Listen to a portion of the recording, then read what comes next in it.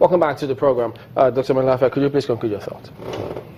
Sorry, I was just saying that, we need greater coordination between the fiscal and the monetary side. They have to work together in tandem if the symphony of financial stability and economic stability is to be established. As I speak, we face not only a recession, it's almost threatened to become stagflation, a situation where you have dwindling output vis-a-vis rising inflation, now threatened to go beyond 17%, as well as growing unemployment. So we need greater coordination. I wouldn't sit here and then be seen to be condemning my former colleagues at the central bank. But it's not really about that. Yeah, but would you consider, beyond the coordination, yes, are we formulating the appropriate policies in the first instance?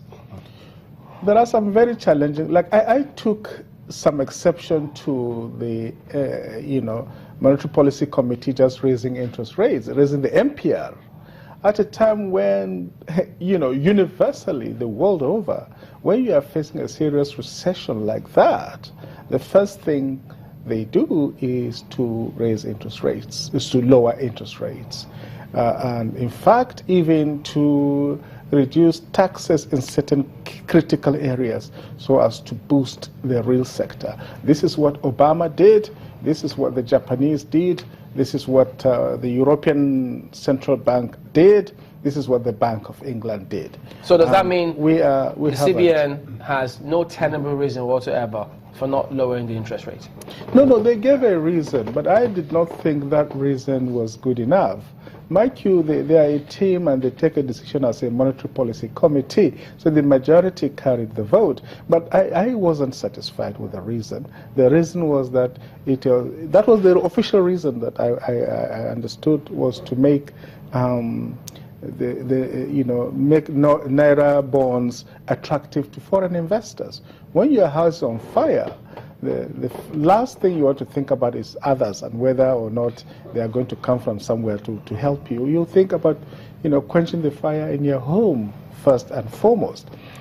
This is not an attack on the CBN. This is just my citizens' opinion as a humble economist regarding what I think rational decision-making should have entailed. Mr. Boyo, listening to Dr. Melafia, it strikes a lot of people as thinking those tough choices that need to be made at this time. We have dwindling resources, we have oil prices at the way they are, mostly as a result of the issues we have in the Niger Delta, the blowing up of most of our pipelines and the rest of it. For you, do you think, with the policies that we have in place, even talking about the reforms in most of those key critical sectors of the economy, do you think Nigeria is ready to make those tough choices that need to be made at this time?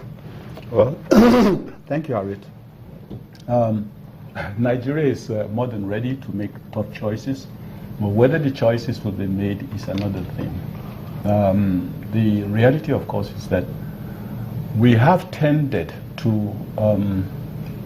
we have been made to believe that you will have a better economy if we have more dollars coming in. That's the concept. That's basically the concept. That what our problem now is because we don't have enough dollars. And that's fundamentally wrong.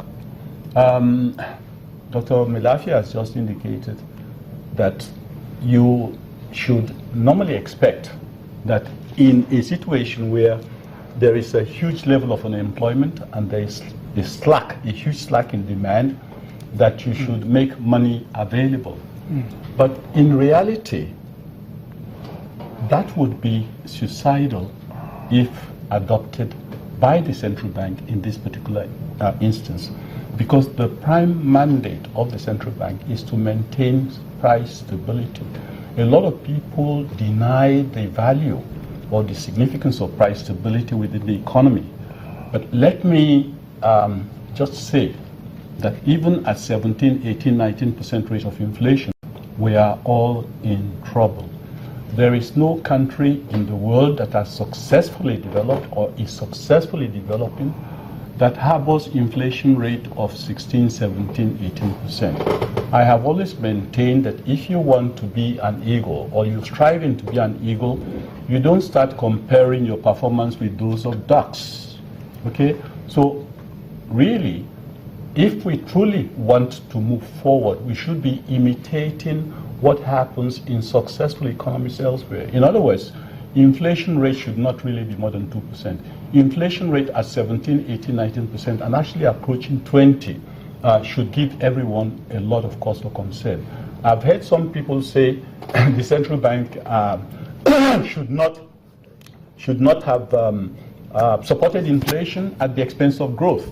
But I believe that people like this are certainly either misguided or mischievous. Because if you have a situation where inflation approaches 30, 40%, what kind of growth are you going to get in that economy? So really, the CBN, well, may be commended for standing its ground and saying, look, you all want me to bring down interest rates, but if I do bring in interest rates, there is a collateral to that. There is going to be additional spending which we cannot afford. As Dr. Melafia said, we have stagflation. In other words, inflation is rising, cost is also rising. A lot of people have come up with the blasé strategy of saying we will spend our way out of recession. It is a joke.